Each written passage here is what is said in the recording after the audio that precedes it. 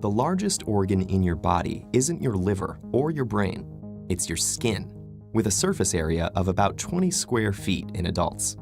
Though different areas of the skin have different characteristics, much of this surface performs similar functions, such as sweating, feeling heat and cold, and growing hair. But after a deep cut or wound, the newly healed skin will look different from the surrounding area and may not fully regain all its abilities for a while, or at all. To understand why this happens, we need to look at the structure of the human skin.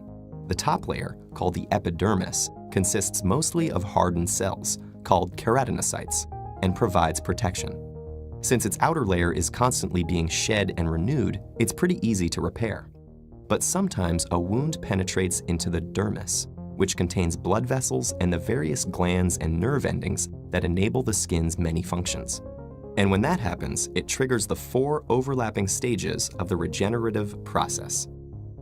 The first stage, hemostasis, is the skin's response to 2 immediate threats: that you're now losing blood and that the physical barrier of the epidermis has been compromised.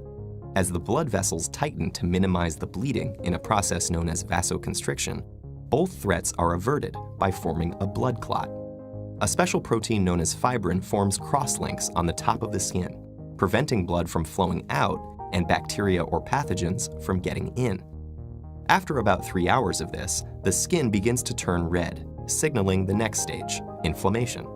With bleeding under control and the barrier secured, the body sends special cells to fight any pathogens that may have gotten through.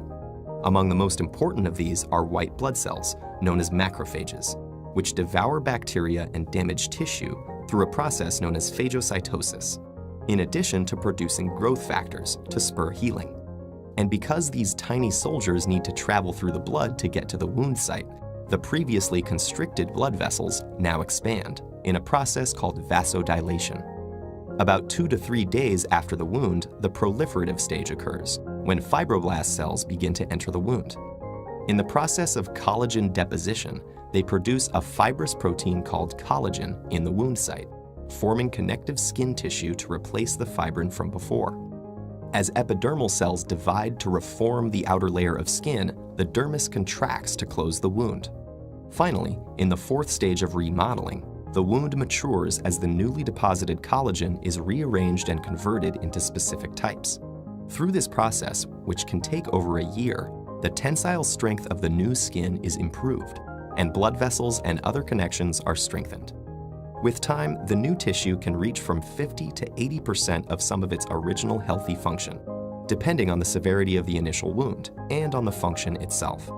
But because the skin does not fully recover, scarring continues to be a major clinical issue for doctors around the world. And even though researchers have made significant strides in understanding the healing process, many fundamental mysteries remain unresolved.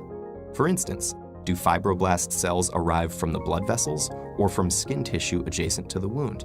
And why do some other mammals, such as deer, heal their wounds much more efficiently and completely than humans? By finding the answers to these questions and others, we may one day be able to heal ourselves so well that scars will be just a memory.